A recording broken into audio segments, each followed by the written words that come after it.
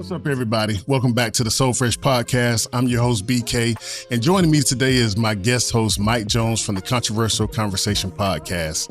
He's always bringing that unfiltered perspective to the table. Today, we're continuing our Warner Robins election series, giving you real conversations with the people running to lead our city forward. Joining us today is Fabian Velazquez, a local business owner and lifelong Warner Robins resident who's now stepping into the race for mayor of Warner Robins. We're diving into his vision for the city, from tackling youth crime and housing affordability to revitalizing the Northside and creating opportunities for local families and businesses. And just like always, we're keeping it real. We're going to ask the real questions that matter most to the people who live, work, and raise families right here in our community. So let's get to it.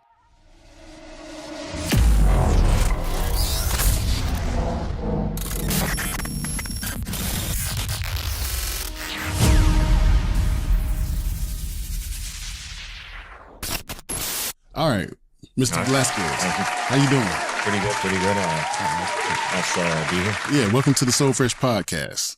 So we're going to go and get right into it. And like I said, we're going to, fair questions, honesty, transparency. And I'm going to go ahead and pass it on over to Mike. Go ahead and get it started. All right, so we're going to start with crime. That seems to be the main pillar of your platform. And going through your website, it states, that you jumped into this race when you had a conversation with a client, and then you transitioned into a couple other crimes that have been committed. I guess as somebody who's about the data, do you feel that some of the things that you're talking about are isolated incidents, or do you have more of the data points to back that up to say that crime is up in comparison to not using city numbers, but even with 13 WMAZ saying there's a reduction in crime? Do you feel that maybe they're off, or do you feel like there's things that you've seen, or are there other data points that we're just not privy to? I don't think the numbers clearly actually tell the full story, because it's the lived experience of a lot of the people in Warner Robins that they're feeling a difference. And you can clearly see a difference, particularly where Warner Robins High School and Northside High School is. I know many of the teachers that taught me back, I graduated in 2019, they're just not sending their kids to those schools anymore. Mm-hmm. And a lot of them have actually left. So the numbers, I think when I saw the podcast with the mayor, she discussed how, they were using the more serious versions of the crime. So they didn't really talk about simple assault. They talked about aggravated assault. Okay. But if you look at the numbers of simple assault, they're up, and they've continued to go up in the last 4 years. And so to me, it just doesn't quite make sense, the idea that aggravated assault would go down, but you're seeing a lot more of these other minor instances go up. And why not include all those minor instances with the overall total when you're discussing the crime, particularly property crime, because more people are noticing vehicles getting broken into. Mm-hmm. And, if you're going to have an honest discussion about crime, the truth is that it's almost like a snowball effect. These little things pile up, and, one minor inconvenience to someone ends up growing into like a murder or something like that, because most people don't just go out and murder someone on the first criminal offense. I think it's after 11 offenses or 11 run-ins with the law, they might be committing their first murder or something like that. Okay, so I'm hearing you say that lived experience and conversations with community is leading you to see that Warner Robins, as of right now, isn't as safe as being presented in, whether it's the media, whether it's the numbers from the city, or whatever it may be. And if that is the case, you said more so it seems like simple assaults and things like that rather than aggravated assaults.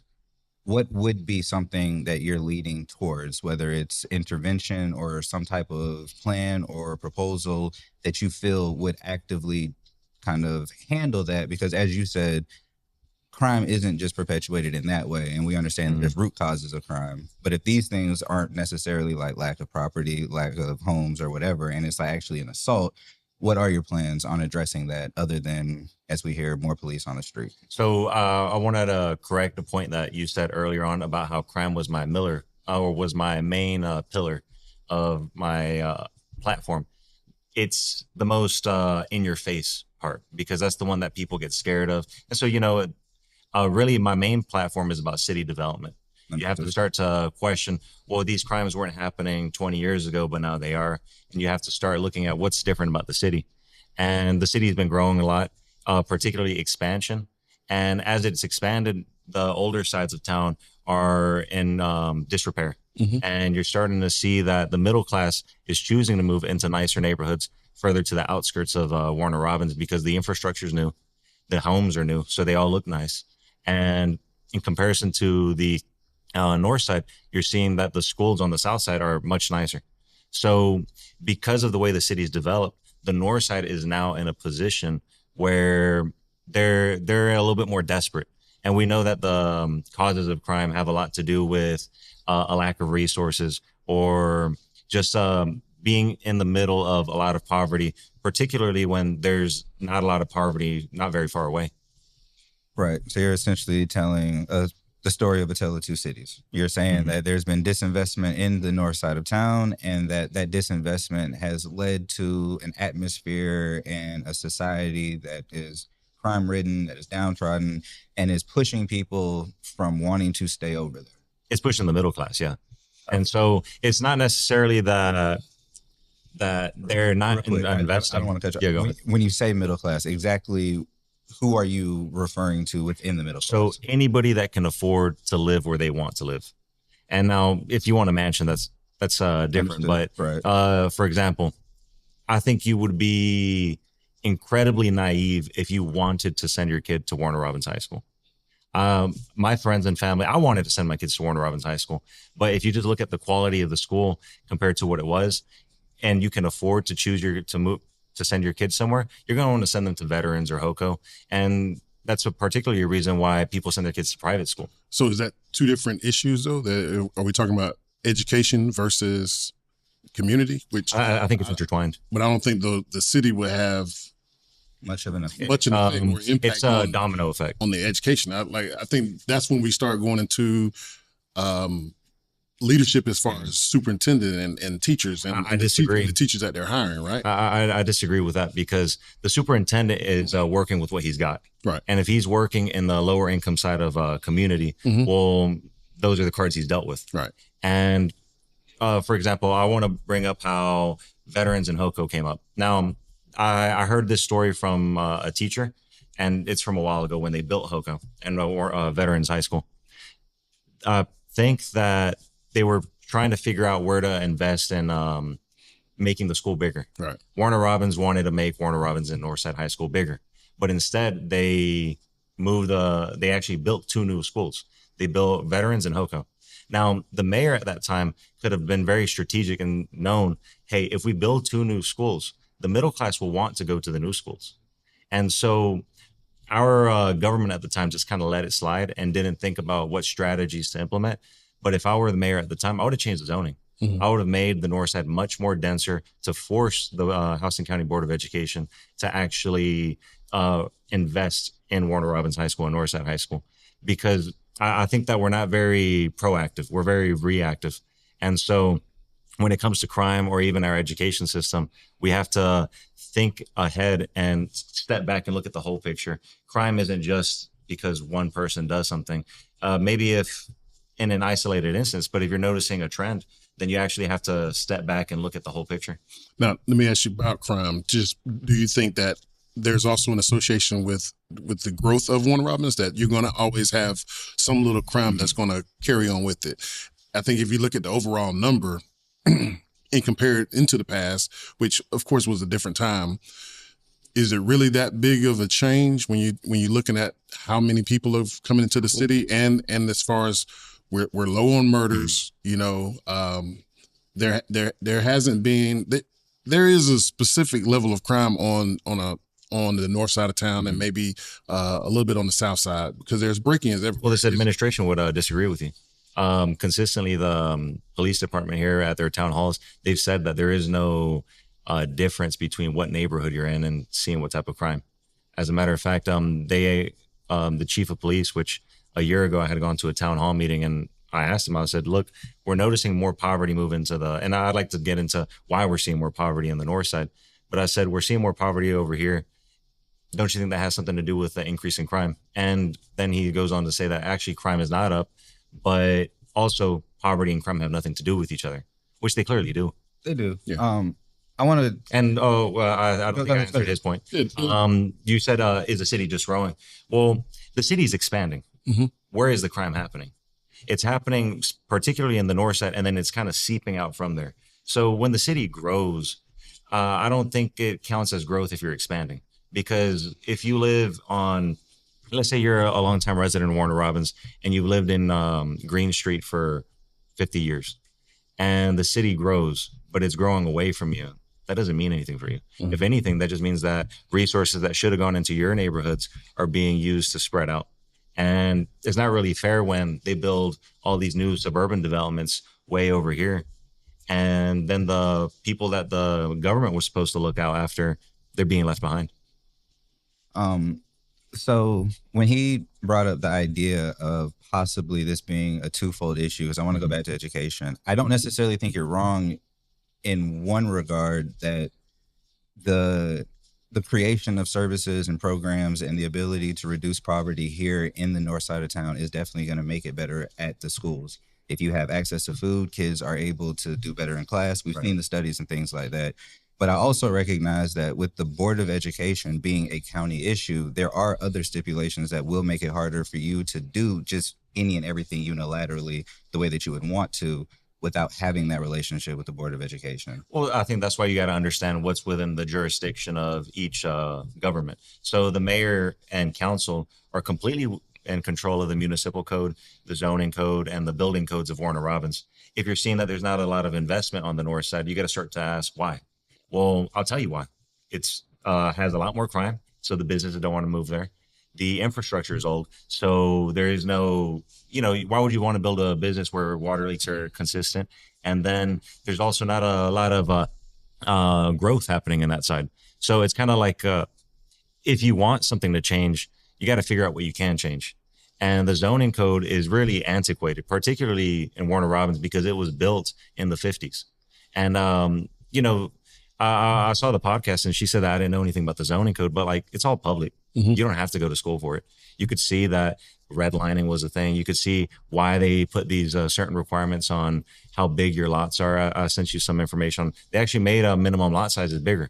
So you can't even build a starter home now in Warner Robins, because if you're going to build a new home, you got to make sure that you have this much more land than what was required before. And those things really perpetuate a sort of exclusion, which was meant for minorities back in the day. It was meant to exclude Black and brown people. And I mean, it was the 50s. Mm-hmm. And now it's really just kind of it just kind of stagnates things. It fulfilled its purpose for, I'd say, about 40 years. And we're at the point where the infrastructure is so old where, the people that wanted to perpetuate that sort of stuff just don't live here anymore. They're moving to the south side. Or really, they're just dying off. True. But with that being said, then, if the goal is to bring more of a middle class, either economy or a middle class style living to either the north side or around there, I hear you talk about doing codes or zoning and things like that. Even if you were to do that, what assurances can you provide that the people who are already there that aren't able to provide or be able to have, afford a middle class house or anything like that, that they're not going to end up being gentrified, or they won't be pushed out, or that these new developments aren't going to make things a lot harder for them? And that's why I want to go about it the way I want to. The way the mayor is doing it, I predict will have two consequences. Either it's going to gentrify the area, or it's going to be a colossal failure. And you're saying just as far as the way she's going reawakening. Yeah. I completely disagree with it. What they're doing is, she mentioned how it's a little bit further than the circle, but all the plans that we've seen is just commercial circle. My idea of rezoning would do a large part of the north side, almost all of North Davis to South Davis, Green Street. Because if you want to make change, you got to go big or go home. Right. Now, how do you do it without spending a lot of money? And it's completely free to change the zoning code, and then people are open to make their investments. With my concern with the commercial circle is she is buying up all the land. Mm-hmm. Then what? You just lease it out to a developer who's going to turn it into a shopping center. Mm-hmm. That's not a downtown. Right. We have that sort of stuff all over 96, and I'm not gonna lie, I don't like this side of town. I just don't think it has a sort of personality because of the way it's developed. The zoning code makes it so that everybody has to drive around. And Well, I thought they missed a huge opportunity with 96 where they could have made it walkable, but they didn't. It's because they've kept the same zoning, the same building codes and zoning codes from back then. And then you just kind of get this boring sort of development. Do you think it brought more businesses to the city though? Yeah, but those businesses are opportunistic. Like you might see a few of these like local shops open up, but they're really, you see a lot of chain restaurants and you see these coffee shops and you see Jiffy Lubes and you see these oil changes. Those people aren't really, how many of them actually live in Warner Robins? Yeah. That's the question. The people that live in Warner Robins are going to conduct a business that's beautiful, that they want to see in their own community. And then the sort of development that we have because of our zoning code, it just invites opportunistic people. Yeah. Now, let's say let's do a what if. What if her plan was successful? Well, it would gentrify everything. Well, let's say if it was complete last year, hypothetically. Wouldn't that be what she was doing as far as what the people were asking for to beautify and to kind of get rid of some of the blight in that area? And yeah, it would be what the people were asking for, but how many people have an idea of what urban development and city development is? A lot of people want a lot of things. How are you going to get it done? Right. And if things could just be awesome, well, everything would just be awesome. And we got to be realistic about how do we get that. If she is successful with this project Reawaken and she buys up all the land at Commercial Circle, well, that's a huge investment that the city's making. And if it's not successful, well, it's a huge failure. A lot of money going down the drain, a lot of time that we could have been spent actually doing other things. But if it is successful, it's going to gentrify the area. All right, real quick. We use the word successful, but that could be subjective. And I definitely understand your line of logic and thinking where if we're not actively developing in the areas around Commercial Circle and what this downtown development is going to be, then the potential of individuals coming over here is going to be less likely anyways, because they might be scared, they might get robbed, they might whatever. Yeah. So I completely understand what you're coming or your angle on that is. But I guess the other idea of successful would be if this is a city ran or a municipal-led situation where we're not giving out to developers, where we are actively utilizing people in the community and making sure that they're keeping money in the community, is that something you would consider a success? And if not, what is something that you would consider a success in? It might be a success, but the city was in charge of running its own infrastructure. Look how that turned out. The city has not proven to be trustworthy with these sort of things. So the idea that a city-led economic zone where there's coffee shops and things like that, I don't see it as realistic. When you say the city, right? So just so we have point of clarification, you're saying that the city itself has not been up to par in doing this, that, and the other. Is that you saying mayor and council with this administration and past administrations together have not been getting it done and you have that path for the future? Or are you saying specifically within the past 4 years you have noticed that much of a separation of this administration from past administrations, and is that bad in your opinion that you feel like now it is time for you to come with that vision? So I've seen particular issues with this administration that are really bad, but the truth is it's not completely on them. Right. This issue has been ongoing for the last decades. It's just we're at the point now where we can't keep kicking the problem down the road. So with the zoning stuff, that should have been changed a long time ago. Because of the way the zoning code was, Warner Robins was put into a position where it had to expand just to keep up with tax revenue. The way it works is this sort of suburban sprawl, it makes money for like the first 10 years when you don't have to maintain anything. I mean, just think about it. You put down all these neighborhoods and around one commercial area, and for the first 15 years, there's no issues. Everybody's paying taxes. The city's not maintaining anything. Everything's great. But because all those houses were built at the same time, 15 years down the road, all of them need new shingles. Right. All of them need to get painted at the same time. The road needs to get repaired. The plumbing, they have a lifespan about I think 15 to 20 years. They all need to start getting fixed. Now, that's really expensive. And the city does not tax anyone enough to maintain that infrastructure because we're so spread out. It's just not efficient. So what it does, and that's what it's done for the last 70 years, it'll annex more land. And the mayor brags about this. This is why I think this is a fundamental flaw in the philosophy that we have at City Hall right now. they actually want to keep annexing more land. And that was an idea I had too, because it just kind of makes more sense, but it's very short-term thinking, because you annex that land and then 10 years down the line, you're at the same issue where this new development where they're all really nice big houses, but they just don't pay enough taxes to sustain its own infrastructure. So they're just getting themselves into more and more debt each time. Look, Warner Robins is headed into some deep trouble these next few years. I mean, you already see the infrastructure falling apart. My solution is not going to fix it overnight. I'm just saying we need to stop making the same mistakes over and over again, and then actually care about what our kids' future are going to look like. And that's really what I'm running for. I actually care about the long-term future. I'm not worried about an election 4 years from now. I'm concerned about what is the right thing for Warner Robins to do. And I can appreciate that. I think a lot of people that will be watching this, and a lot of people who have seen you speak, whether it's your interviews or the forums that you've been in, say that you spend a lot of time speaking specifically on changing the codes or the zoning or those, that, and the other. Can you actually break down, though, outside of that, what your first year budget potentially could look like, or how you would be spending those funds, or what kind of programs or specific things that you think would address the problems outside of just changing these type of... So I'll answer that, but I like to compare with kind of what she's done and this administration. Now, it might not be her fault because, like I said, these mistakes are from the past are compounding onto us right now. Yeah. It's at the point where, it's really hard to annex more land. We're kind of landlocked. We're kind of bumping into Bonaire and Kathleen. So unless we take over those, which I had heard rumors that was the intention, to take those over. But this city, I think they're planning on just raising taxes. So either if they can't annex more land, they're just going to raise the taxes on the people that live in the city, or if they can annex more land, well, they can avoid raising taxes on the people of Warner Robins, but that just means that the people who lived in Bonaire and Kathleen are going to pay more. Now, what my budget would look like, you really don't know until you get there. There's so much stuff that's hidden, particularly with public spending and or public safety.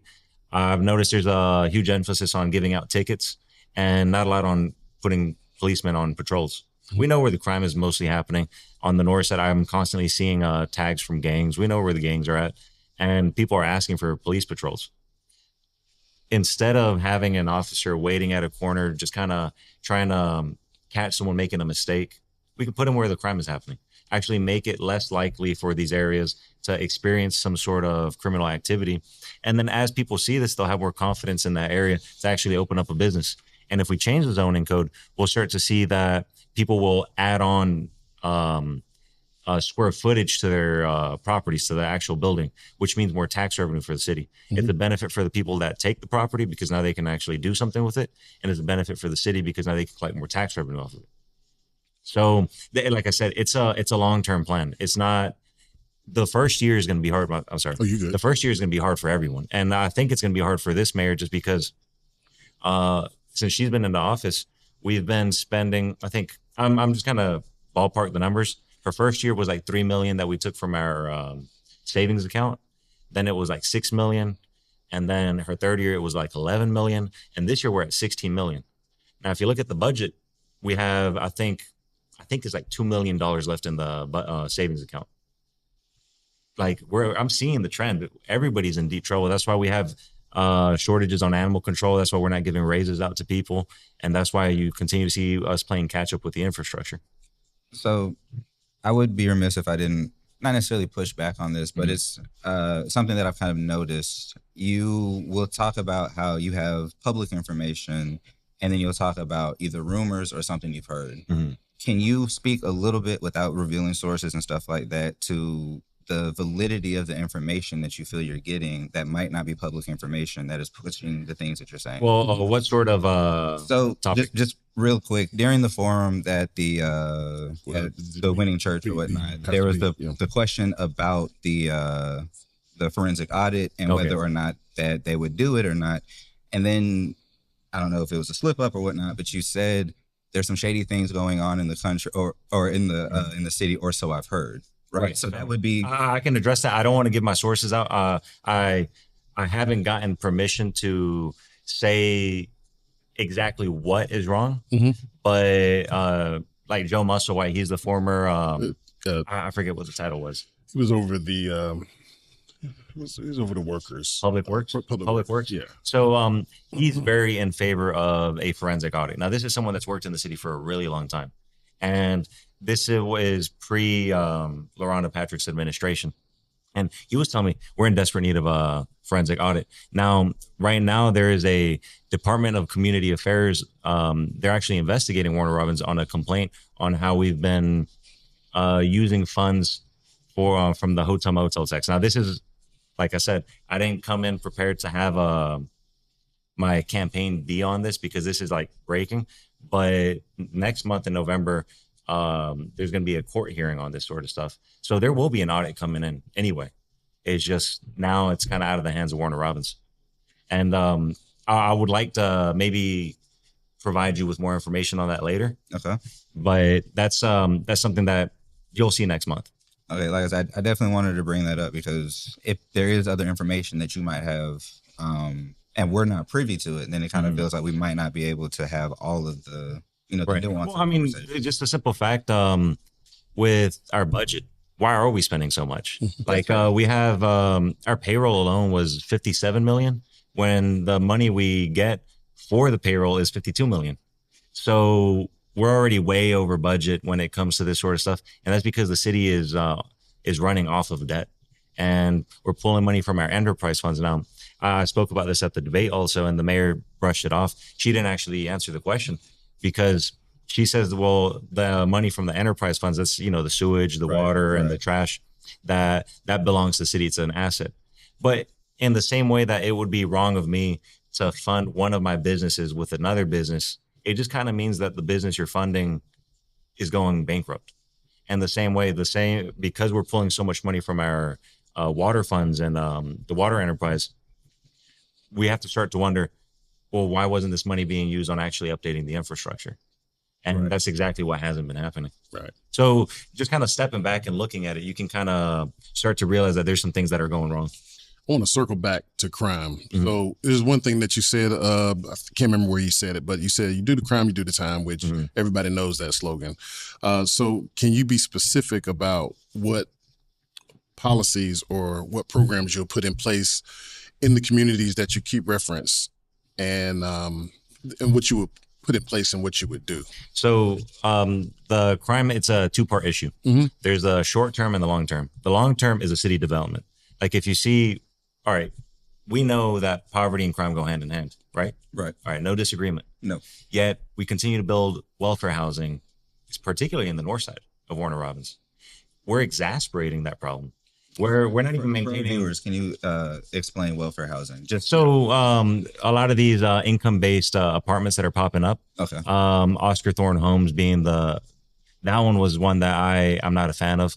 You see that the Campbell apartments are in bad condition. Warner Robins is already getting sued because of that. Well, we're not taking care of our residents now, yet we're gonna Oscar try to Tommy take care. Homes? Oscar Thomas, I think. Tommy. Yeah. All right. Oscar Tommy Homes. It's right off of Ignacio or Inico. I forget which one. Ignico. Yeah. And we're clearly not maintaining the Section 8 or the government housing that we have now. And yet we're going to promote this new development happening.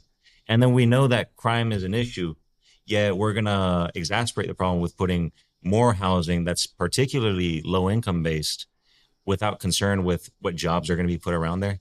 That's why I'm a fan of mixed use developments. Right. And we can actually lower the cost of housing in Warner Robins by having more housing. But we got to see if it's welfare housing, we're going to create something called induced demand. So, but I know you were focusing more on middle class and creating opportunities for the middle class. Just means safe and you can own it. Okay. And so middle class doesn't necessarily mean you're going to have a big yard and a white picket fence. It could just mean that you have your house and no yard. Like your house could probably go up straight to the street and you have like one parking space.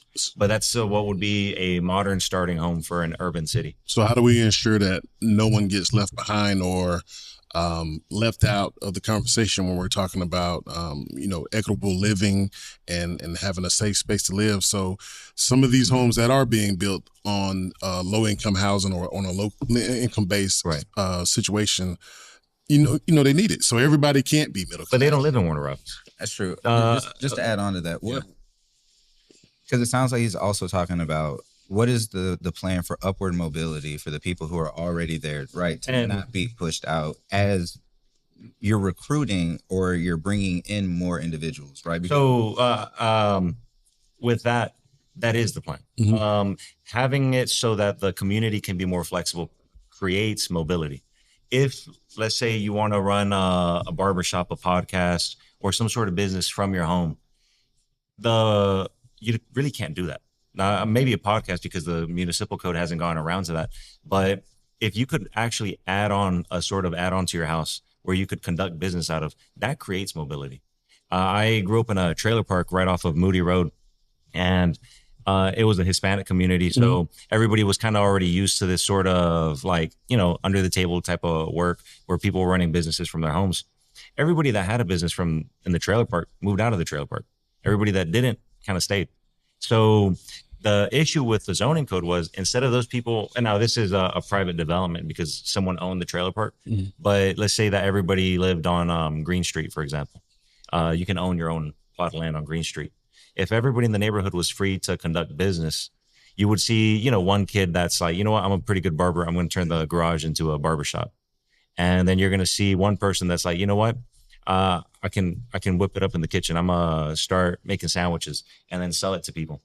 And if they can actually add on to their development, those people will actually make it cheaper to live in that community for the people around them. They might. Now, if you add the welfare housing, it's just a one and done. Like you're living there with no mobility. So it might make it better, but what is the plan? Let's say now you have 17 different random businesses operating within one residential area. What is the plan for traffic? What is the plan for parking? There would be no traffic. It's walking. But it's all. But we're saying if you have clients that are like, if I come from like Old Times Barbershop, right? Like I'm really fire, you know who I am, and now I want to open my own spot over here. I'm bringing people from everywhere, from whether it's Kathleen or Perry or all throughout Houston County. They need somewhere that they're going to be able to park because they can't just walk from where they're at. Well, I mean, particularly if it's a barbershop, just schedule them. There won't be a traffic problem because it'll be one at a time. Now, the issue with this is a question that gets asked a lot. The truth is, cities are a 30-minute radius. It's whatever you can get around to in 30 minutes. If you can drive to the other side of town in 30 minutes, that's your city. If you can walk to the other side of town in 30 minutes, whatever distance that is, that's your city.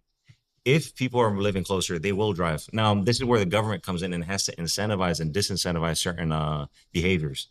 If you incentivize driving cars, you will get more Jiffy Lubes. You will get more drive-through coffee shops. You will get more oil change spots because that's the market you're creating. If you want a walkable city, you got to start somewhere. Now, this is why I'm particularly a fan of the Northside, because the Northside has perfect streets for turning it into this. It has straight streets, whereas if you go on the south side of town, a lot of the neighborhoods are winding, which that's kind of set. Like you turning that into a commercial area or a mixed use area is going to be difficult, especially without upsetting the lifestyle of these people. But on the north side of town, I mean, what do you have to lose at this point? It's falling apart.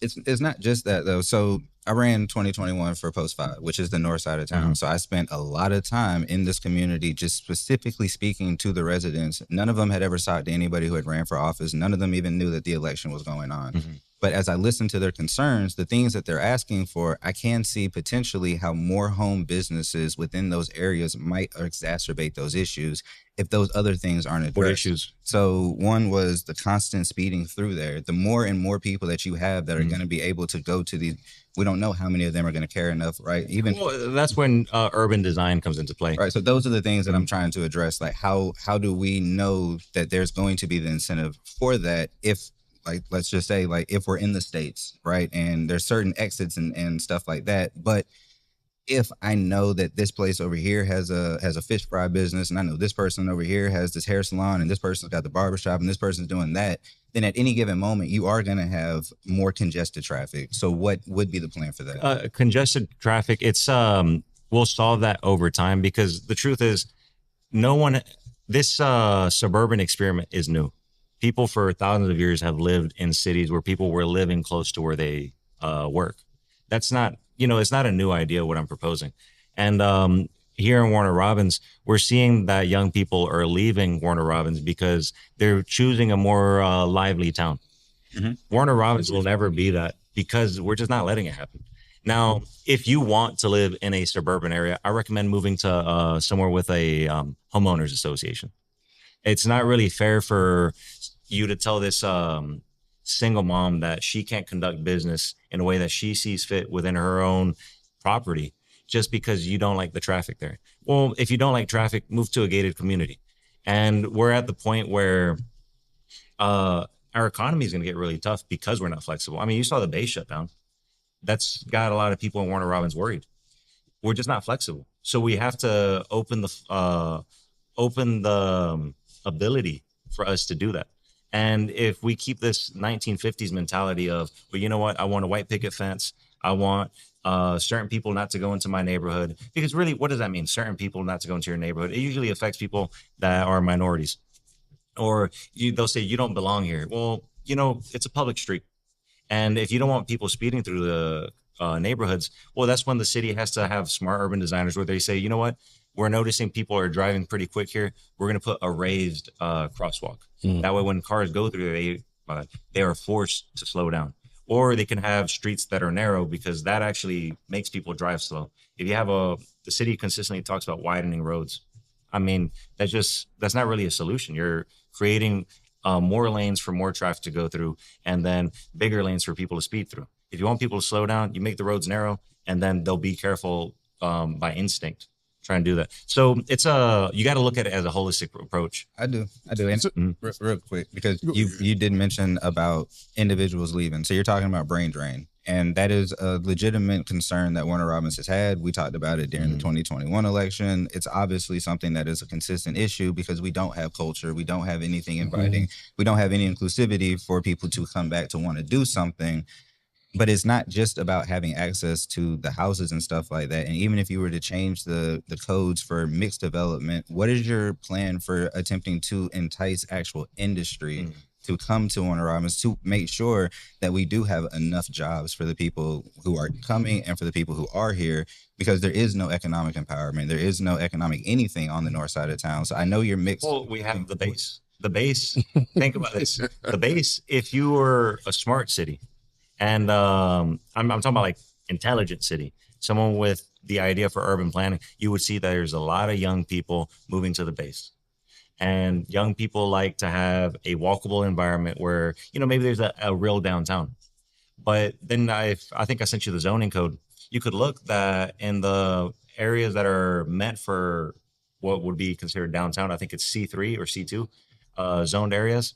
They require so many parking spaces for every square foot you add on to your building.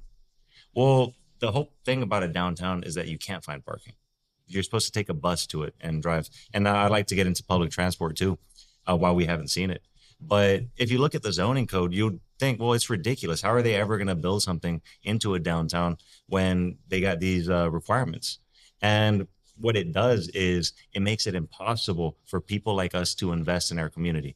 The only people that can invest in the community now are people that have the ear of the mayor and council and then have an economic incentive to offer them to actually get them approved. Because when something is built in Warner Robins, it's usually through an exemption or through an exception. It's an exception where they are changing the zoning code specifically for this developer. They are annexing the land specifically so that they can build whatever they want. Well, what about me? You know, I'm a small guy. I want to open up a barbershop. I want to open up a little restaurant over here. And I own my land. I can't really get in the ear of the mayor and the council. You know, they make me sit through the zoning board thing. And then at the end of it, they're just going to tell me no because it's zoned for a residential use and not a commercial use. But if you look at the successful businesses, they're especially like small businesses, they're put really close to these residential areas. So we're basically capping off the amount of land that people can conduct business on. And if you want more business, well, just stop capping it. I mean, am I making sense or? To a degree, but like I said, more so, what is a plan? Because we all know that without Robins Air Force Base, Warner Robins lacks the ability to function, right? Like, Well, that's because we're too dependent on them. Exactly. We're not local enough. Right. So the question would still be, what would be your idea to incentivize industry outside of trying to utilize it? Yeah, I did skip that part. Yeah. All right. So with incentivizing something, that's when you do tax breaks, because the mayor can really, or not the mayor, the government can really only do a couple of things: take your money, let you keep your money, or put you in jail. And the sense of enticing businesses, let's say you really want to kickstart this revitalizing of the Northside. After you change the zoning code and let everybody play, and you want to incentivize someone to start the game, you tell them, well, you know what? I really would like for this section of land to be some big business that would bring other businesses. Well, then you say open to anybody. Whoever is going to build something in the design that we like in this area won't pay taxes, city taxes, for X amount of years.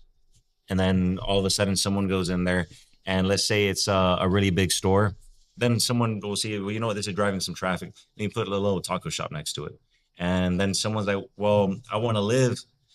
I just can't really afford this sort of business, but if I can live here and work here, that's one mortgage I'm paying, and I can conduct business and make money here. And also, it just makes it easier for you to be around your family when you're living close to where you work. And that actually creates a community. Gotcha. Okay. No, I was gonna say we can keep talking about that forever. Yeah, they can keep going on. Did you want to say something else? I think you had one more point. Yeah, I'm trying to remember. I would like y'all's opinion on that, because I'm saying a lot of these things, and it's completely within the jurisdiction of the mayor and council to do it. I mean, the municipal code can be changed with a vote. All it takes is the mayor and council to sit down one day, vote, and it's done. Now, obviously, you're going to want to read through it, get the vocabulary right.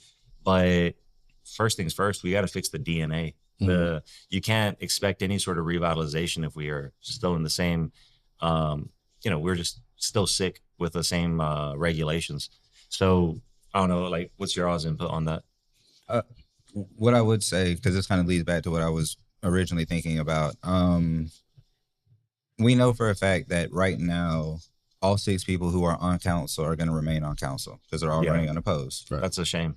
It is, and it does suck. It's very disappointing for the city. But I guess my question is, what is your plan to work with council as everything seems to be moving in, kind of conjunction with her plan?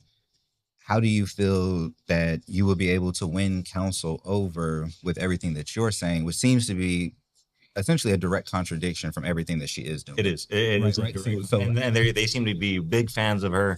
I don't know if you saw the event. It's basically mayor worship. And so my thing is, but it's been, just not to cut you off, but so you can speak on it. Yeah. But isn't that a good thing in a sense? Not to worship her, but the fact that we actually have a mayor and a council that are getting along, that they're actually trying to work things out. I don't think it's a good thing, because diversity of thought is what breeds new ideas and good ideas. Yeah. When everybody's just kind of behind their, who's the mastermind? Particularly, I don't think that I'm concerned with what sort of incentives are behind their decision making. Now, and it's just because nothing has changed. It's a continuation of the same mistakes of the past, just with a new coat of paint. And so, what was your question about getting along with them? Right. Essentially, like I said, with the idea that it feels they're all in tandem with what is being pushed. They've all agreed on it. They've all voted for it. So it's all on public record that this is something that apparently they're all in favor of. But if you were to come in as the new administration, you would still technically have the same council. You have to contend with them. You would have the same city administrator, those kind of things. And it feels like with everybody who's already been put in place with positions that aren't going to be taken away, whereas you're going to be the new person on the block. What is that plan to kind of start? Well, if I win, I would have the mandate of the people. Because they bragged about, oh, nobody's running against us because we're doing such a great job. No, it's not. It's that people gave up. They don't pay attention anymore. Now, my campaign is actually forcing some people to pay attention just because it's out of the ordinary.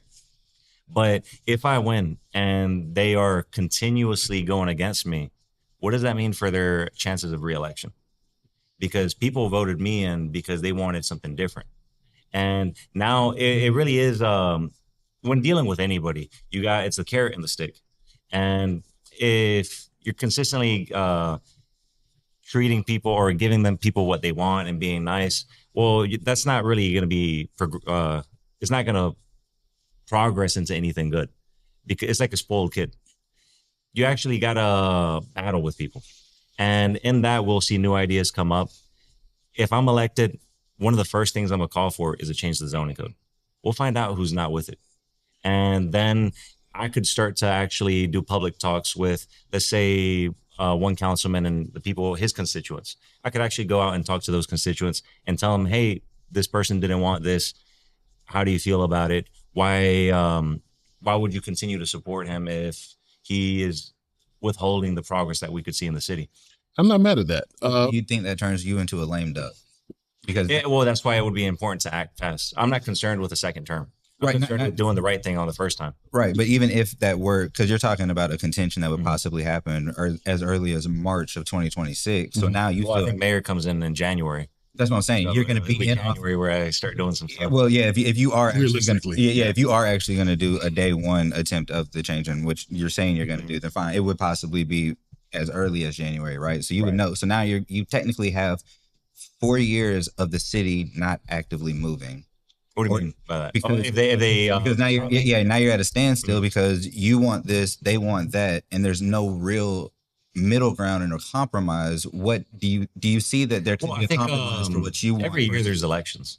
So every 2 years, right? Every 2 years. So let's say for the first time I go for it, they say no. Well, then I can start to lobby. I can actually go into where these councilmen are representing and start talking to them and say, hey, you know what? Send them a letter, call them, tell them you're upset, because honestly, I don't see any way forward in keeping taxes down unless we do this. Okay. Taxes are going to have to go up if we don't change the way the zoning works. All right. So let's just say, for sake of argument, that you aren't able day one to get that. Do you feel that it is ineffective to not move to other parts of the agenda while still pushing to get them towards that? It's all three at the same time. If you want to make the Northside safe, and you got to improve the economy there, and you got to put public safety there, more police officers patrolling the area, and then you actually got to find a way to incentivize the middle class to go there. It's not just one part. You got to do it all at the same time. How do you get the police department to work with you with certain comments that you've had about the police chief, either misrepresenting data, facts, or straight out lying? Well, the mayor's their boss. The mayor is their boss, but there is a relationship that, and this is coming from somebody who really has a lot of issues with the way that policing in America, let alone Houston County and Warner Robins. So I'm not even advocating thin blue line, none of that kind of stuff. I'm being realistic about the culture, about how hard it could become to push some of the things. Or the mayor can fire and hire a new chief of police. So are you willing? I guess that would be the question then. Are you willing to go that far? Yes, I am. Fair enough. And if you want change, you got to change people. Hey, fair enough. And I appreciate that's straightforward. So what's your ideal vision for the police department? I got to preface with the police department. I haven't heard of anything crazy out of it. I haven't heard of any sort of abuse of power. I really blame it all on the mayor, because the mayor is the boss of the police. Now, the police can't really do their job if you're telling them, hey, we want you to make the north side safe, but you're going to keep the north side broke. And well, it's just a never ending thing. You're just going to keep sending them into the battlefield, and the police are going to get demoralized. If you say, hey, I'm going to send you to the north side, but look at all the work we're doing to actually improve it, I think, people would be happy to actually be able to see some sort of change.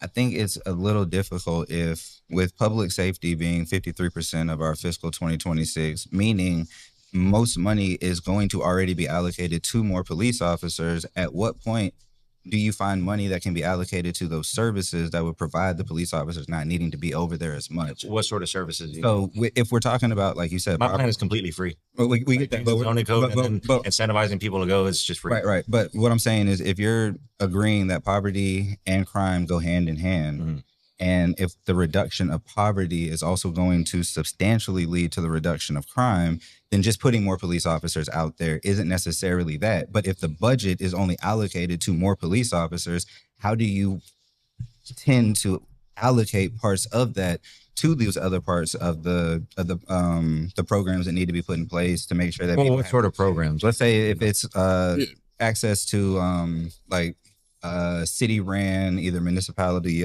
grocery stores or community market, community gardens, things along those Well, lines. I don't believe in city ran I mean, to me that sounds a bit like kind of socialist or something like that. You're providing opportunity though. Yeah, I think it would be in providing the opportunity, and you do that. Like, let's say I wanted to, by rezoning, you provide the opportunity blanket to anybody that already owns property there. That includes homeowners and business owners. A business owner that said, well, you know what, this is a decent spot for a restaurant, but I don't have enough parking space for it. Now they can put a restaurant there. Or let's say a homeowner that said that provides that. Now, in the form of, you're banking on the free market to take care of the city, and I don't believe that. That's what I'm trying. So, what sort of you because think like a city foundationally, I don't necessarily think the free market has any incentive to take care of the ones that it's going to leave. Which is why when we talk about city ran, it actually becomes part of the community to where they have an invested interest to keep it. So when I talk about what's it called? Piggly Wiggly leaving in 2016, and we only have Giant Foods, and we only have the neighborhood Walmart on Green Street. There's no access to food. Providing that through the city allows the city to keep it and to do those kind of things. Socialism isn't necessarily the problem. The police are socialistic, the military is socialistic. That's a whole another conversation. But what are those incentives to make sure that the community has those access? Because if we just bring another grocery store in here, it's going to have another profit margin that it has to hit. So the minute that it doesn't do that, it's gone. So that's why we're talking about more of an investment into actual city ran things. Well, that's why I want incremental growth. You can't just drop something and expect it to work, even if it was a city led project. Like I've seen, especially because of the New York race, I started looking into these grocery stores that could be city led. From what I've read and understand, that really only works when there's literally no one else providing that service. In Warner Robins, you have that. So how that would fit in Warner Robins, that's something that maybe we could try on a small scale. Clarify that real quick, though, when you say you have that in Warner Robins, because we're saying on the north side of town, we don't have that. We don't have access to you have around the north side. It's not really in the north side, but I would argue that it's not there just because it's not safe and the infrastructure is old. So other than that, I don't see why else someone wouldn't put a small convenience store that has these things in the middle of it. Because we're talking about... Because there's a population, there's a market there, but something's disincentivizing people to go there. But if we're talking a full-scale grocery store or something along those lines, even if it's not necessarily the city buying a building and then funding, staffing, all of that kind of stuff, let's just say it has access to a city facility that can every week participate in some type of community market ran thing where now you are bringing local vendors, local community, those kind of things. Being part of the fixture of the community is also what allows, like you said, the reduction of crime, because now you have people talking to each other again. Now you have people actually being able to sell their stuff without, I mean, you probably might have zoning or codes that you might need to look at, but we already have the community market that does it every Thursday. So, okay, I think I understand. First, you got to change the zoning code. That's like a given in my eyes. Now, these other extra, like let's say a local flea market that actually promotes businesses to come there, and then this sort of city involvement in these areas, I do think that could work. I just don't think, I think we're getting ahead of ourselves when you want to talk about that without addressing the core issue. And so with the city-led... I see that as the core issue, and I think that's the difference that we have. And I would argue... Why? I mean, you look at the infrastructure, the city's supposed to maintain it. Because food insecurity is the biggest issue that they're facing. And if we don't... Is it, or is it getting like shot and mugged? No. It is definitely food insecurity. Because how many homicides would you say are happening in comparison to the fact that SNAP just got cut? We have articles constantly talking about food banks and community centers are being overran because people don't have access to food. Okay. And it's going to consistently happen more and more and more. So what is the plan to address that, especially if we're talking about the revitalization of the north side? If they can't even eat, they can't be revitalized. All right. So I think I agree with you, but I think we have to be realistic with what's in our budget. I mean, we had to pull $16 million from our savings account. That's why I'm not really prone to even discuss these sort of topics, because I don't even think we're in a position to like give a realistic opinion on it at the moment.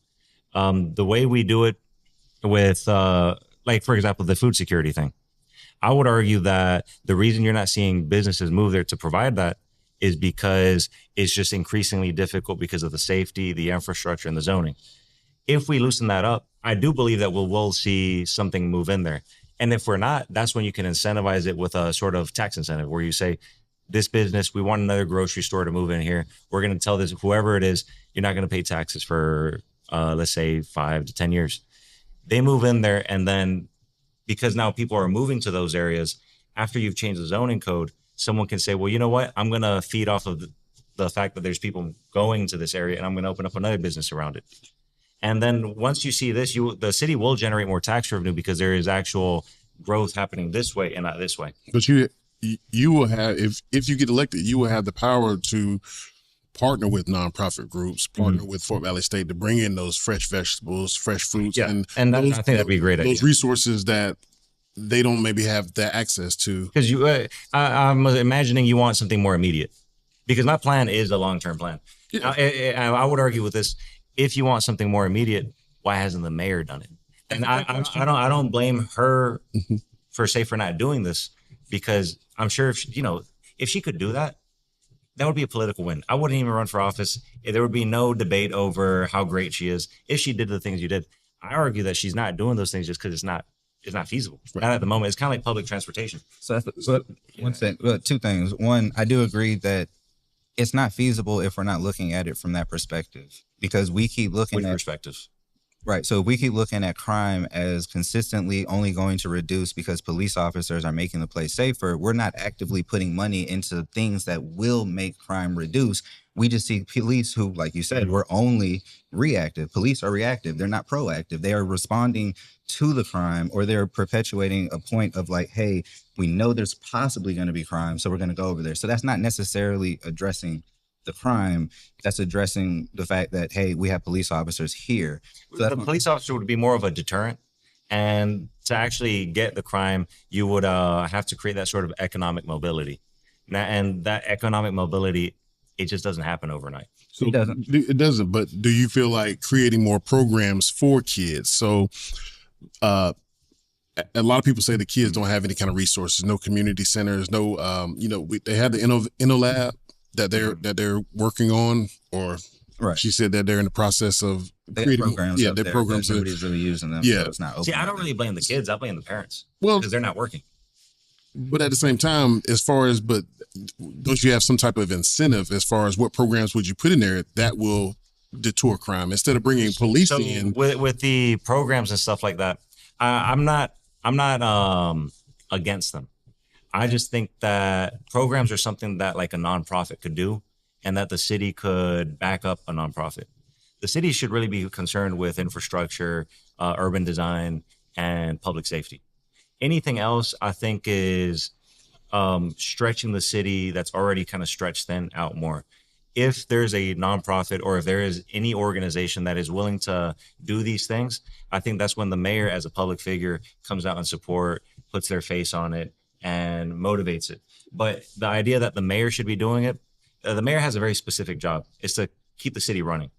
And these programs that I know this mayor, at least she seems to be getting in front of a lot. I would say the administrator now, based off how the charter is set, is more so the day-to-day. And I would say that the mayor is essentially a face for bringing. And I would argue that it shouldn't be like that. It might not be. Yeah. And if that is the case, now you're talking about changing charter, right? Right. And so that's a whole nother discussion now. Right. Does the mayor want to change the charter? That's another thing. I want to change. I'm not in favor of, particularly if I'm running for mayor, I'm running for mayor because I have a specific vision. Right. I'm not going to run for mayor just to hand off the power to James Drinkard. I mean, I'm sure he's a great guy, but I mean, there's a reason I'm running for mayor. I have an idea. Like, I could actually show you a map of Warner Robins and tell you what I want to be zoned. Mm-hmm. I have this vision for a nice, beautiful park where GMC is. The city already owns a lot of that land. Really, we could maintain it. I would like to rezone the areas around it into mixed-use developments. And I think that a beautiful downtown could spring up over the course of 15 years. Right. So I understand that there's been some back and forth between Right. you and the mayor, not personally, but the fact that I guess she makes comments or has. Well, she thinks I'm bullying her, and The simple fact about your qualifications, that you have to have an education to be qualified. But so I do understand you're a small business owner, right? Right. So I get it. There's a big difference between small business owner and running a city government. I agree. So there's one deals with profit margin, one deals with public accountability. So if you were put in that place, how will you be able to transition and move into a more government role? Well, I mean, you got James Drinkard. I believe he's good at what he does. You have the city attorney that helps with legal matters, and the mayor, like you said, you think that right now it maybe should be a position that's more of a figurehead. So I think it is at this current moment. At this current moment, and I completely agree. It really is just a sort of figurehead.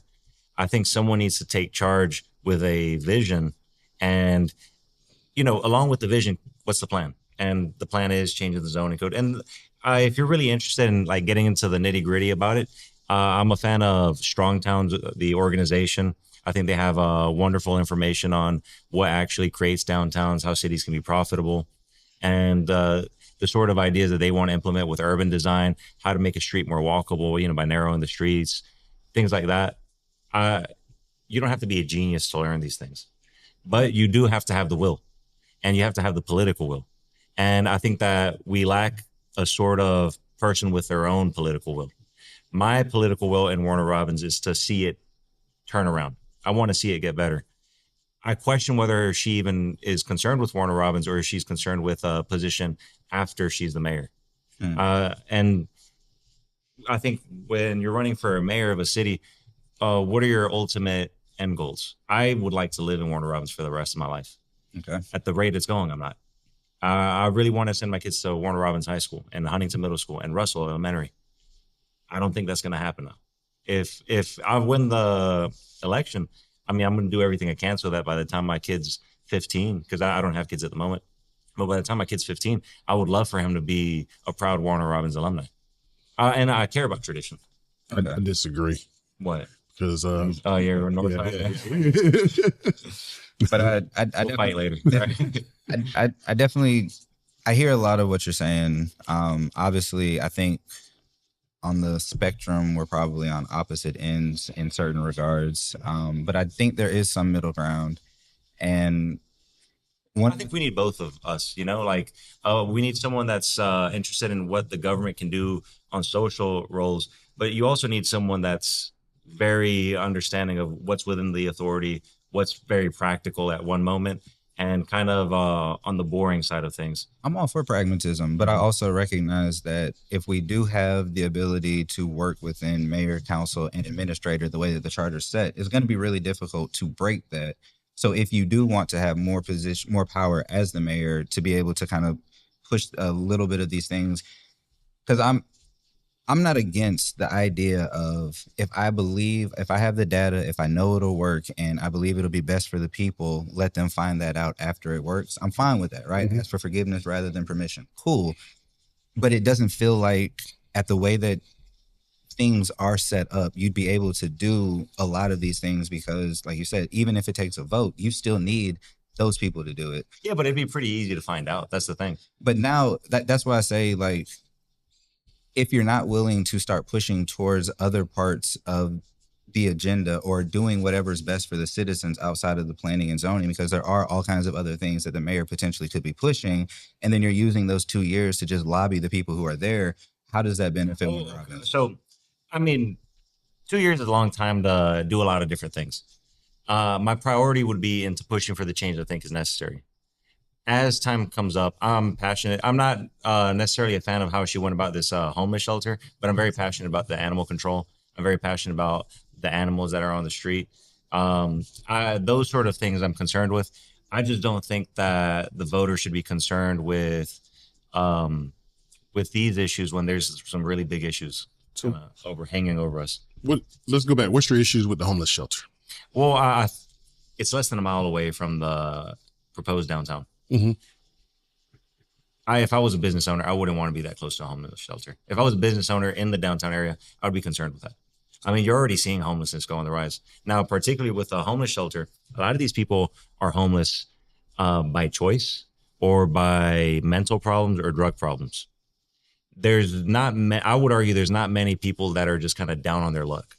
Those people, if you really are down on your luck, you can bounce back up, especially if you're a good person. You know, people want to help those people. Mm-hmm. But I've taken videos of, I'll see someone sitting in their filth with a sign all day begging. And then when they leave, there's a dumpster not even that far away, but then there's just like filth wherever they left it. I don't want to give that guy a home. I think it would be unfair. I think that guy just created a crime. He littered and like an insane amount. I think you need to have compassion for the right people. If there's a homeless shelter that's geared towards the people that are down on their luck, but I mean, some people just like, if you like, for example, I know there's people living in the woods. If you live in the woods and you keep your area clean, I don't have a problem with it. It's a free country. But if you're going out onto like Watson Boulevard and just making a mess, I don't know. I don't feel bad for you at that point. So you're not an advocate for helping build the community as far as looking out for mental health individuals. I don't think that you do that with. This is a very complex issue because I do think that some people need to go to jail, and now we have our jails that are too full. I'm really concerned about what it's going to do for Warner Robins when they start to release these repeat offenders out. Now, they say it's going to be a probation violations and things like that, but that's how it starts, you know? But it's going to pile up into something else. You're essentially talking about criminalizing homelessness, but... No, I want to criminalize littering. Right, but if they don't have anywhere to put it... There's dumpsters all over the place. Okay, so... I might even change the zoning code to let people put it into dumpsters. Okay. That would solve the problem. But as you said, this is a complex issue. So if there aren't any... You're talking about recidivism because they're going to continue to commit the same crimes once they come back out, this, that, and the other. And it progressively gets worse, the sort of crimes they commit every time. But if it's the same thing that we're talking about as providing for individuals, if we're talking mental health services, even if you were to partner with a nonprofit or anything along those lines, wouldn't that be a lot better of coming up with funds to use for that specifically than just putting them in Perry jail? And I would agree if we had the money. Now, this is where we have to have a really honest look with our budget. You could look at the budget that we have, and you're going to see some things, but it's not very clear. Really, you'll know the truth when you're in office and you get to see how much money do we actually have, where could we put it? Because if there's a big pile of money that I could use to help people down on their luck, I think it would be immoral not to do it. Understood. But at the same time, why hasn't it been done? Is there just not there is definitely a political will. That's the thing.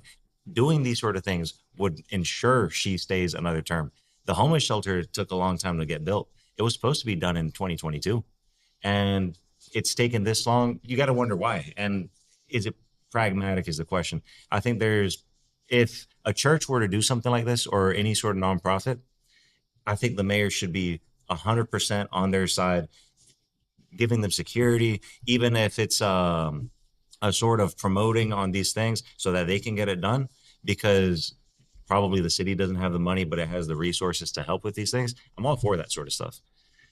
When the city starts to do it, you know, they haven't been successful in the last 30 years. I mean, what makes you think they're going to continue to be successful, especially when the underlying issues haven't changed? They've only gotten worse. I think that's a fair question, but I also think that just giving things to faith-based organizations, especially when it comes to homeless shelters. Well, I wouldn't be giving them anything. It would be like security, right, public services. But the problem is, if we do have the ability or the facility for it and it's owned by the city, then the city has more of an ability to have stipulations that don't stop certain folks, right? That was one of my contentions that I had with Mayor Patrick, was making sure that it wasn't religiously if it wasn't secular, right. You know, so at that point, is it better to do that, or is it better to have the city be able to do that? So I could make a promise right here. I could have I'm a fan of an audit, and I think it's going to come anyway after November. But with an audit, it'll be all public. We'll all see it. I'm not going to keep any secrets. And then if we see that there's money laying around for that sort of stuff, I'm very happy to have a discussion with the community over, you know, do you want a homeless shelter? Do you want a city-run grocery store? Do you want these sort of things? Until then, I think it would be, I'd be getting ahead of myself discussing these sort of things because it's not the core issue. And there's no way of us really knowing what's possible until we get a look at the budget. I mean, I can respect that. Yeah. Stand on and it's not to downplay anything because, I like, for example, I really want to do some stuff with the animal shelter. I haven't talked about it because I don't know if it's possible. I was sad to hear that the animal shelter, one of the private ones that was a volunteer group. I have a friend that would volunteer there often, and they're going to shut down, I think, in November or December. That upsets me a lot. I would start making promises if I could. I think I got to respect the citizens and tell them what I actually believe. Okay. Good thing that you mentioned promises. Mm-hmm. So, in a nutshell, what is your overall vision for the city of Warner Robins? And can you give at least 2 promises? All right. First promise is I'm going to do everything possible to get the zoning codes changed and the building codes. So that's your biggest thing. That's my biggest thing. If I don't get that done, I consider it all a failure. And honestly, it would be very heartbreaking because I don't think Warner Robins has a chance financially or even as a community if we can't get people walking around their neighborhoods, because that's how you build a community. I mean, we're having an overweight problem. That's because people, as soon as they leave their house, get off the couch, they get in a car, they sit down, and they go to the movie theater and they sit down there. And so I think unless we can fix that, we're just going to get the same old boring freeway town, because that's what we are. We're a freeway town, particularly this side of 96. It's just, it looks like every other city. So for example, I think that groundwork is fundamental. The second promise is transparency. Mm-hmm. Like, I plan on opening up paperwork. Why can't I see what's in the bank account? Like, that should be pretty simple. Mm-hmm. And then honestly, with the technology we have nowadays, it should be as easy as just opening up the city website. So those are the 2 things, because once we have all the information, we can have an honest discussion, particularly with crime. We know where the gangs are at. Mm-hmm. Why don't they just tell us where they're at? Why don't they tell us, hey, Keith Drive has the Keith Drive Crips.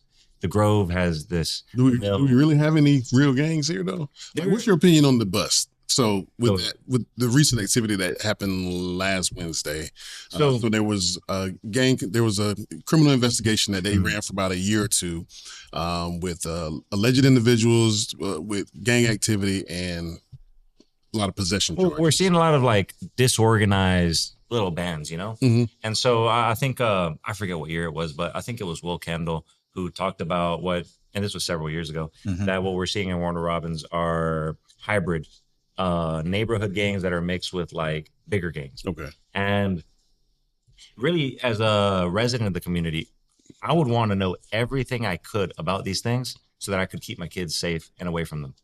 If it's a particular neighborhood that has it, I don't know, put posters up, like tell like, hey, 1300 means this right here, because I'm seeing the number of 1300 tagged on certain walls.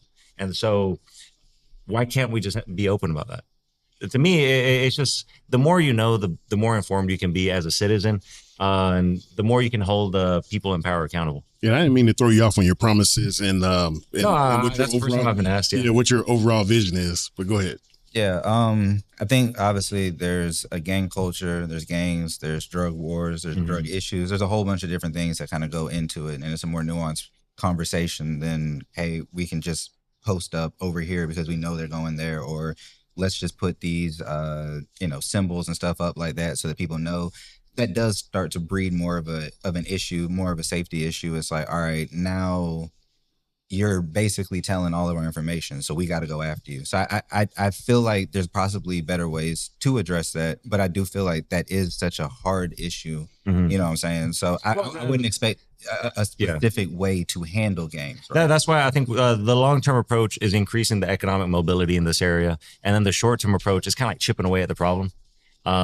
Transparency, having the more police patrols, that sort of thing is like, it's not this big thing, but you're chipping away at the problem. And in the meantime, you're creating economic mobility so that things get better. But what I want to ask then is, if you do know where certain things are happening and you do have access to something similar to Flock or another type of camera system, what is your stance on it, and what would you be willing to use it for as far as surveillance mm-hmm. and things like that? I'm glad we're getting into this. I don't know much about the Flock thing, but I'm not opposed to cameras for cameras, like people videotaping, especially if it's on a public road and this business has a camera, or even if there's like a city CCTV. I'm not opposed to that. I'm incredibly opposed to AI surveillance. I absolutely hate it. I think it's an infringement on our liberties, and it's more of a matter of principle over practicality at that point. I think that's the argument we're having. I saw that, and more so Yeah. So I would argue that me and you kind of align very much on that. Yeah, I was a little bit against it, and but I understand. I understand both sides, but it just when you weigh the scales, he says freedom, and I agree with freedom, but at the same time, when you also want to say you have the same conversation about public safety, right? Like if you always keep saying, "Oh, crime is up," you know, this is that, then it's so what sacrifices are you willing to make? Yeah. And that's the slippery slope. It's incredibly because how far are you willing to give up that? At what point do you say, all right, well, it's just these cameras out here, but now it's just these cameras that are at work. Now it's just these cameras in the house. Let's say this. Lorana doesn't like me, right? And let's say, I would argue, but let's say she has allowed Flock to come into the city, and if I win, I would be in control of that. But what are you doing? Like, what are you doing? Like, I'm not selling dope. Yet she's willing to implement something that could be abused later on. And that's the problem. If we don't necessarily have all of the information, like I said, she said that she has more information and more data, and if I don't trust those companies. And if they're willing to publish that, that's fine. But like I said, it's more so outside oversight from. I mean, if the data experts and everything like that and the constitutional issues of it and the fact that it is literally already being abused for people that are finding women that they have abused and stuff. I mean, that there's way more incidents of that than people being saved by it. So that's the question. Like you keep saying the weighing of the scale, but the scale seems to be pretty low over here when we see how many issues versus the fact that I might feel safer. So I kind of want to talk on that. The issues you brought up were a lot more local, you know, like let's say a woman getting abused or this and that. And let's step back even further. I don't like the direction this country's headed. Mm-hmm. And it's funny because whether you're right wing or left wing, nobody likes it. No. This sort of information, it goes beyond Warner Robins. It goes beyond Georgia. I don't know. I'm pretty nervous about everything. That's why I'm running for mayor. I'm concerned about the state of the country as a whole. And then I'm seeing those issues creep into Warner Robins. I don't like the way that criminal justice has been handled throughout the entire country. I don't like the way that the government is expanding its power. I don't like how the government seems to not be focused on actually taking care of its own people. And then I started to see this sort of stuff creeping into Warner Robins. That's when I said, you know what? I think it's worth all the money and the time and the hate that I'm going to get. And I'm going to run for office because I know there's people that agree with me. I talk to them all the time. Just nobody's willing to say anything. Right. So, and I've seen him criticize and give props when it's due, and there's just not enough people like him. Like, there's just not. Mm-hmm. And that's why he's here. Yeah, that's why he's here. And so with me, I'm seeing that there's a few people like him, but how many people are actually willing to try to get the job? Right. Because I mean, I'm not gonna lie, it sucks. Like the campaigning, it's the worst thing I've ever done in my life. So, but I think it's important.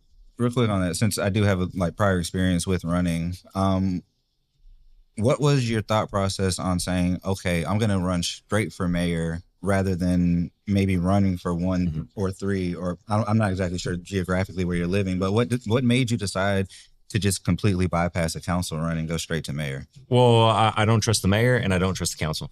So if I was running as a council member, the mayor's going to drown me out and the other councilors are going to drown me out. Without getting into rumors, I mean, there's harassment that happens at City Hall. Okay. There's all unpleasantries that happen there. And there is a good old boy culture.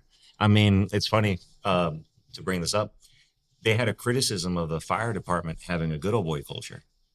And it's at the point where you can't even have like nicknames and stuff like that. Yet you have council talking about we're a family.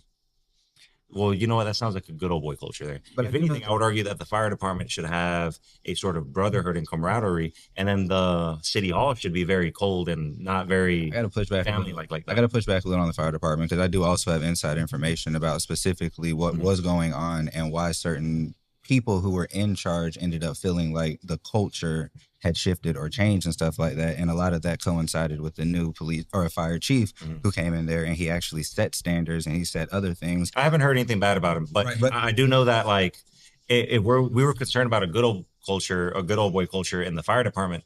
I mean, I'm looking at it right in the face at City Hall. okay, I feel you. and like that is a concern. So when I decided to run for mayor, it was, well, you know what?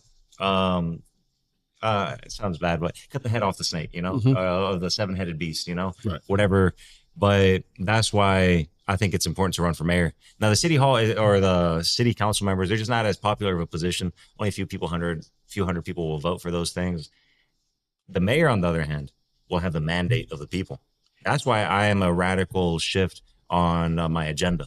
But real quick though, just based off of numbers alone, the person who's got the highest number of votes in any city election in Warner Robins was Derek Mack when he ran. Really? Yeah. Okay. So it's not even a down ballot thing. Like, it just depends on if people want to vote for Well, I would argue Derek Mack, even though he got all those votes, which would be impressive, still doesn't have the power to make it. Right, he doesn't. I would just say though that the city council really, in my eyes, looks like a council, as in like talking to the mayor. They're supposed to represent their people. So, for example, if the South Side wants something, that council member should represent the South Side.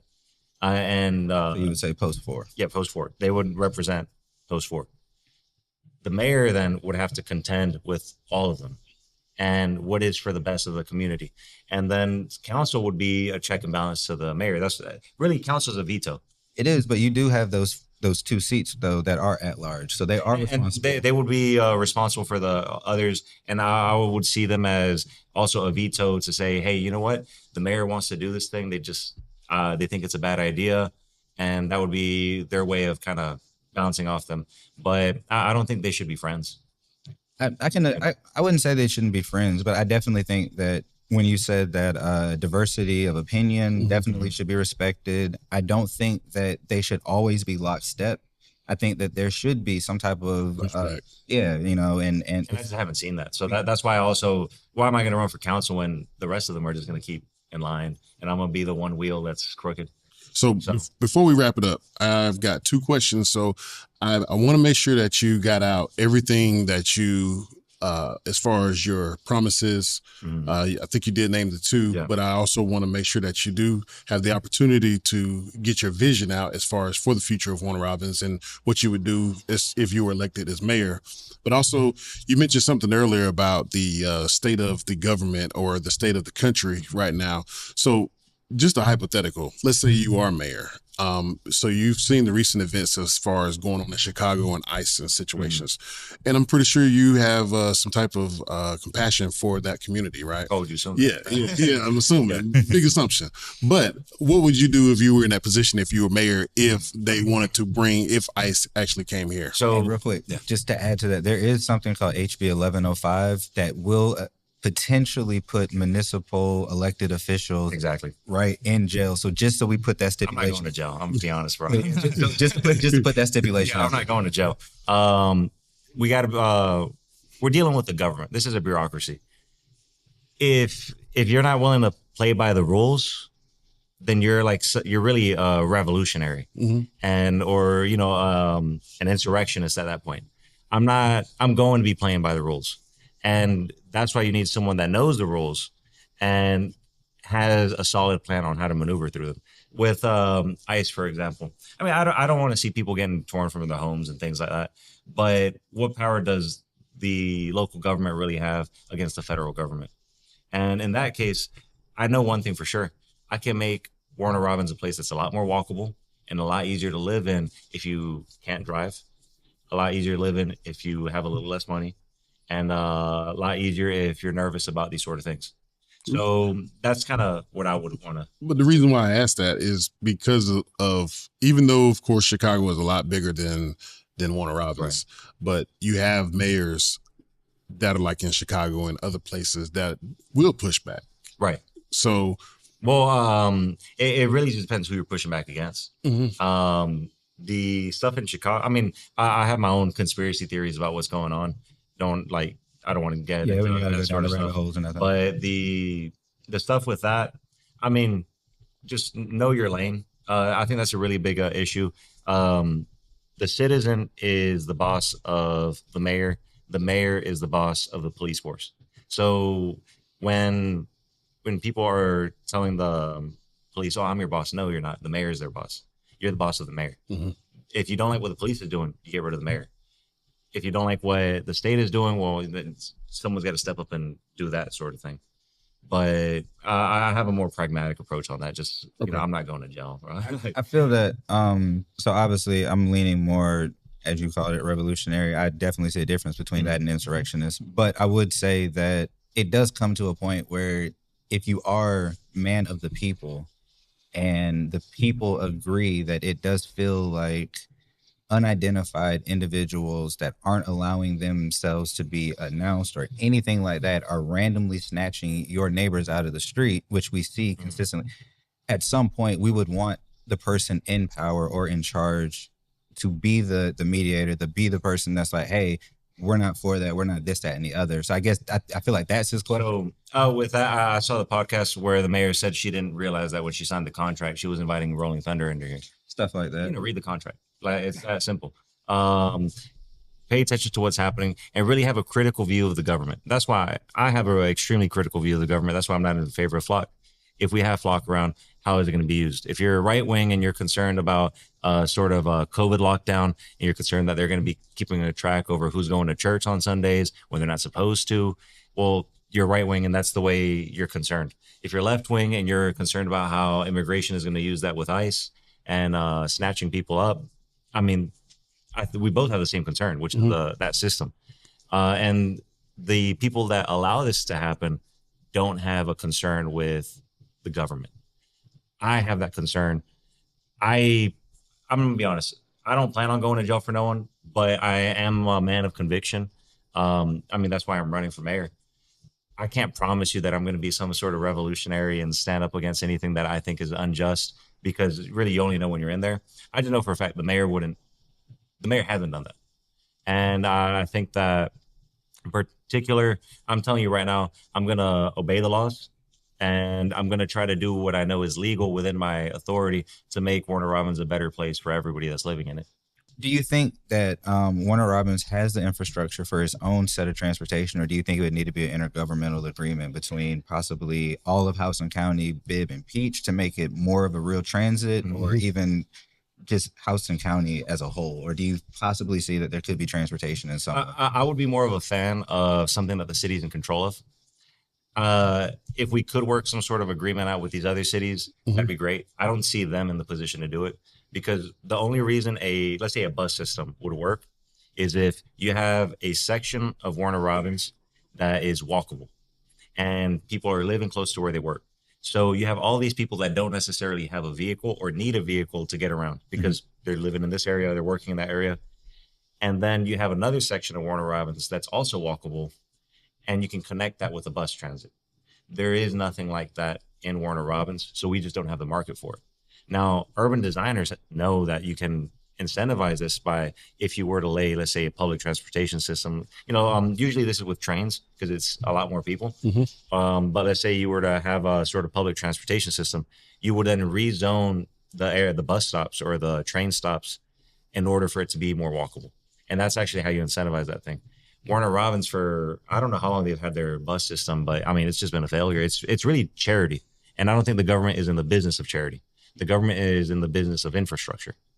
If you want charity, I think that there's room for the government to maybe be involved in some way. That would be called welfare. But, first things first, the infrastructure. Okay.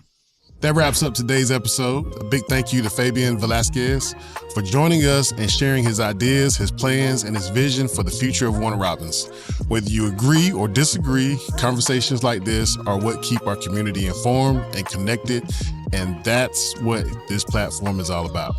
If you enjoyed this discussion, make sure you like, share, and follow the Soul Fresh Podcast on all platforms. That's at the Soul Fresh Podcast, where you get your content. And as always, shout out to Mike Jones from Controversial Conversation Podcast. Follow him on YouTube at Controversial Conversation and on social media at JokestaBaby. All right, thanks for tuning in. And until next time, stay informed, stay inspired, and stay soul fresh.